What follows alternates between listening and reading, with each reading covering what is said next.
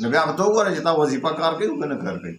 نو تاسو ته چې داسې څه مصیبت پېښ شي، څه مسله راشي، څه حاجت مه پېښ شي چې بالکل نه پوره کېږي، نو داسې طریقه درته وښیم مړه انشاءالله العزیز یو په وړمبه ورځ به ستاسو کار شوی. د شپې به چې دی په ورځ چې سهار راپاڅې ستا حاجت به پوره انشاءالله. او که نه داسې حاجت دی چې نه پوره چېرته تاسو داسې حاجت وي چې بالکل وسې مو کړي، دنیا وظیفې مو هم کړي نه پوره کېږي، نو یو خو دا چې مونځ او دس صحیح کوئ، 5 وخته مونځ او دس کوئ. مونږ مونځ کې هم ټګیانې یو کړی دویم نه کړی، 5 یو ورځ 5 کړي، بل ورځ 4 کړي. مونځ به پابندۍ سره کوئ. هله به تاسو ته د وظیفې اجازت هم وي ورکړي، ستاسو وظیفه به منع کار کوي. یو د حرامو نه ځان ساتل، حلالو طلب، او بل مونځ کول پابندۍ سره 5 وخت. نو بیا به ته وګوره چې تا وظیفه کار کوي که نه کار کوي. نو تاسو ته چې داسې څه مصیبت پېښ شي، څه مسله راشي، څه حاجت مه پېښ شي چې بالکل نه پوره کېږي، نو داسې طریقه درته وښیم مړه انشاءالله العزیز یو په وړمبه ورځ به ستاسو کار شوی. د شپې به چې دی پاڅئ، که چېرته تهجد ته پاڅېدی شي خو ډېر نور علا نور، تهجد خو هسې هم کوئ ډېر بهتره دی. تهجد سره خو د انسان ټول کارونه الله خپله پوره کوي، نورانیت د انسان زړه ته حاصل شي، سکون راشي، حاجتونه الله پاک داسې پوره کوي. د دنیا اسمان ته راغلی دغه ټایم الله خپله ایمان وغواړئ، نو چې خپله وغواړئ نو تاسو قبلوي وي نه، نو هغه ټایم که وکړئ نو ډېر بهتر دي. او که مثال په طور هغه ټایم نی بل ټایم وي نو بیا ماسخوتن لمانځه نه پسې وکړئ.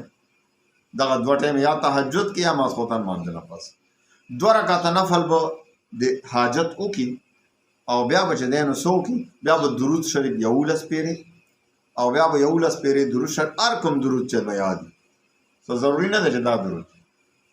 بیا به سورة المزمل یا ایها المزمل دا به پوره سورت 11 پیرې وایي، او پس د 11 پیرې سوره مزمل نه به یا وهاب یا وهاب یا وهاب دا به 1100 او 11 پیرې 1111 به دا به وایي، او بیا به اخیر کې بیا درود شریف 11 پیرې وایي د وړمبي په شان دی. او بیا به خو د زړه نه دعاګانې وکړي د خپل حاجتونو دپاره.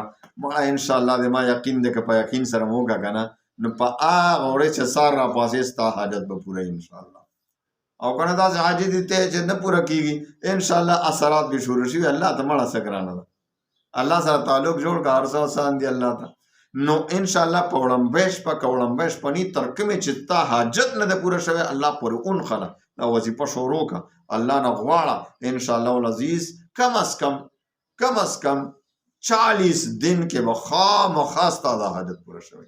که هغه مالی مشکلاتی، که جانی مشکلاتی، سبل څه مشکلاتی، سبل څه حاجتي، د کاروبار مشکلاتی، د روزګار مشکلاتی، ملازمت درته نه ملاویږي، رزق کې د تنګي ده، بندش دی، جادو دی، هر څه دپاره دا وظیفه کافي ده. انشاءالله الله دې تاسو ټولو ته موږ ته توفیق را نصیب کړي چې په اخلاص سره الله یاد کو، الله سره تعلق جوړ کو. انشاءالله دا ټولې مسلې مسایل به الله حل کړي. الله دې تاسو خوشحال ساتي، الله مو د هر غم او د هر تکلیف د هر مصیبت نه محفوظ وساته. واخر دعوانا ان الحمد لله رب العالمین.